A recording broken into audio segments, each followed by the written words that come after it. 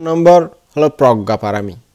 জগতের তত্ত্বীয় বিষয়ের যথাযথ দর্শন জ্ঞানকে বলা হয় প্রজ্ঞা। মূলত কৌশল চিত্ত সম্প্রযুক্ত বিদর্শন জ্ঞানই প্রজ্ঞা। কারণ যার চিত্তে সমাহিত তারই যথাযথ জ্ঞান দর্শন হয়।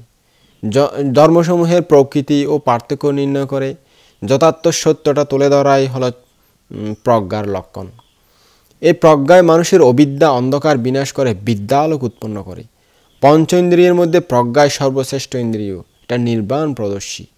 পঞ্চবলের মধ্যে সেরা হলো প্রজ্ঞাবল। চারি প্রকার ঋদ্ধিপাদে এই প্রজ্ঞা হচ্ছে মীমাংসা স্বরূপ।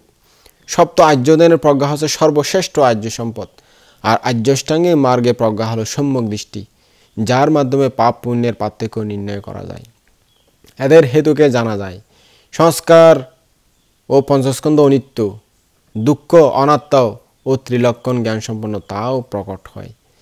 চার আর্য সত্য দুঃখার্য সত্য হৃদয়াঙ্গম হয়। সপ্ত বুদ্ধাঙ্গে প্রজ্ঞা হলো ধর্ম বিচয়, যার দ্বারা ধর্ম গবেষণা বিচার ও দর্শন করার সামর্থ্য জন্মে। তাই প্রজ্ঞা ব্যতীত দানশীল পারামিরূপে পরিগণিত হতে পারে না।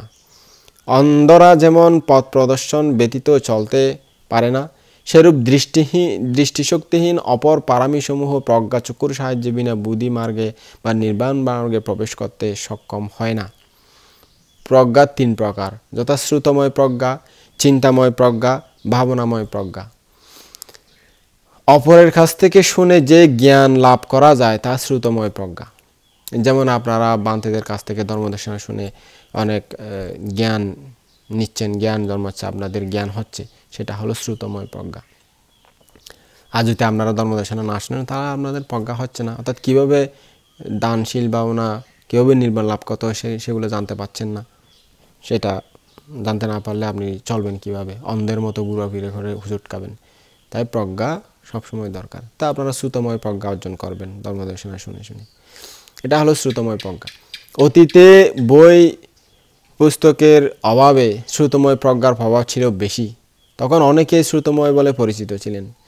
দ্বিতীয়ত, চিন্তার মাধ্যমে অর্জিত জ্ঞানকে চিন্তাময় জ্ঞান বলা হয়।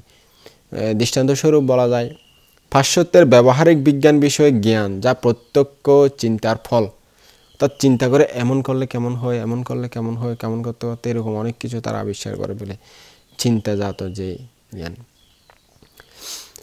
তৃতীয়ত, ভাবনা বা ধ্যান অনুশীলনের দ্বারা যে উচ্চতর বা উৎকৃষ্টতর জ্ঞান লাভ হয় তাকে ভাবনাময় জ্ঞান বা প্রজ্ঞা বলা হয়।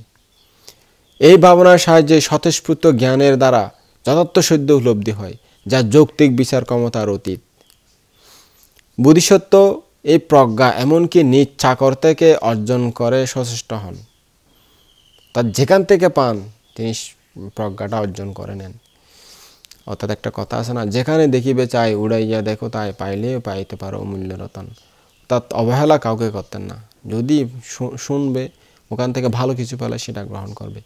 এখন তো আপনারা ওরকম না, একজন মানে বলতেছে এটা ভালো মন্দ কি বলতেছে, ওকে পছন্দ না, ফালতু, এটা কি বলবে ফালতু, এরকম করে চলে যান। এরকম না, শুনে খারাপগুলো ত্যাগ করে দেবেন, ভালো কিছু থাকলে সেগুলো গ্রহণ করবেন, থাকতেও পারে পানি। কখনো তিনি তার জ্ঞান প্রদর্শনে ইচ্ছা পোষণ করেন না, অর্থাৎ অজ্ঞতা প্রদর্শনে কুণ্ঠাবোধ করেন না। কোনো অবস্থায় তিনি না জেনে জানান বান করতেন না। মানুষকে অন্ধকার থেকে আলোকে নিয়ে যেতে তিনি যথাসাধ্য চেষ্টা করতেন। এরূপেই তিনি প্রজ্ঞা ভারামির পরিপূর্ণতায় সচেষ্ট হন। কারণ প্রজ্ঞা বিশুদ্ধিত দানশীল যেগুলো পারামি আছে, এগুলো সব সাধনা অবিদ্যা প্রবর্তিত ক্লেশ ও নিবরণসমূহকে নির্মূল করে পরমাত্ম তত্ত্ব প্রাপ্তির পথ সুগম করে। এই জন্য 10 পারামির মধ্যে প্রজ্ঞা পারামি সর্বশ্রেষ্ঠ, সবচেয়ে শক্তিশালী।